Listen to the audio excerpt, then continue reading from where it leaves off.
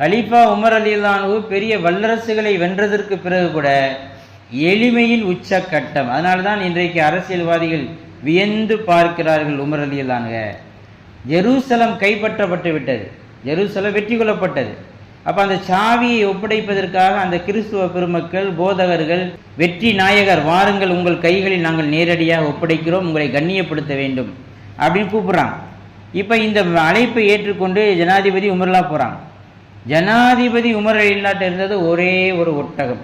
பணியாளர்கிட்ட சொல்கிறாங்க, மதீனாவிலிருந்து ஜெருசலம் போகிறதா இருந்தால் ரொம்ப தூரம், நான் மட்டுமே ஒட்டகத்தில் இருந்து நீ மட்டுமே நடந்து வந்தால் அது நியாயம் கிடையாது, கால் வலிக்கும் உனக்கு. அதனால் ஒரு முறை வைத்து கொள்வோம், கொஞ்ச தூரம் நான் மேலே அமர்கிறேன், நீ மூக்கணாங்கயிறை பிடித்து நடந்து வா.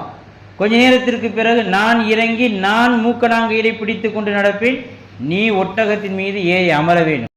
அந்த பணியாளர் சொல்றார், நீங்கள் ஒரு ஆட்சியாளர், உங்களை கீழே நடக்க விட்டு நான் மேலே ஏறி உட்கார்றதா? அதெல்லாம் முடியாது, இதுக்கு ஒத்துக்கிட்டா உனக்கு வேலை, இல்லைன்னா உனக்கு வேலை இல்லை அப்படின்னா வழியே இல்லாமல் அதுக்கு ஒத்துக்கொண்டார்.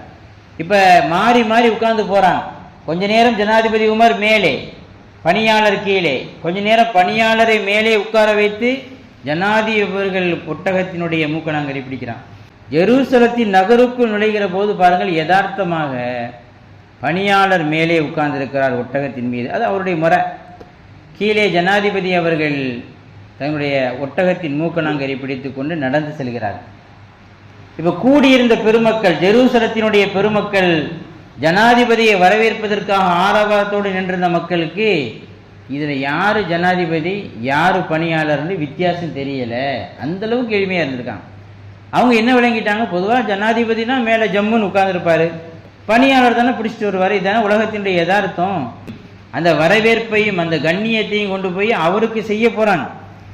அவர் பதறி துடிச்சு, ஐயா நான் ஜனாதிபதி கிடையாது, இந்த கீழே மூக்கணாங்கயிறை பிடிச்சிட்டு போகிறார்ல அவர் தான் என் நாட்டினுடைய ஜனாதிபதி. அப்படியா? அப்போ அதுக்கு பிறகுதான் அந்த மக்களுக்கு உண்மை விளங்கியது.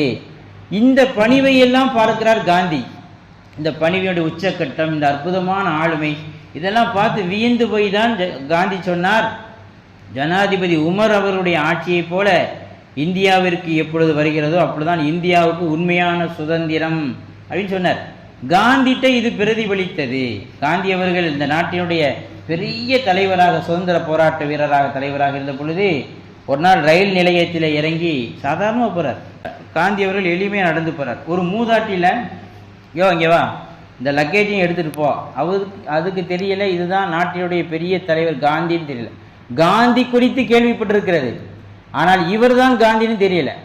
இந்த லக்கேஜை எடுத்து கொண்டு போய் வெளியே வச்சிரியா அப்படின்னோடனே அவங்க காந்தியும் எளிமையாக அந்த லக்கேஜெலாம் எடுத்து கொண்டு போய் அந்த பாட்டிக்கு உதவி பண்ணார்.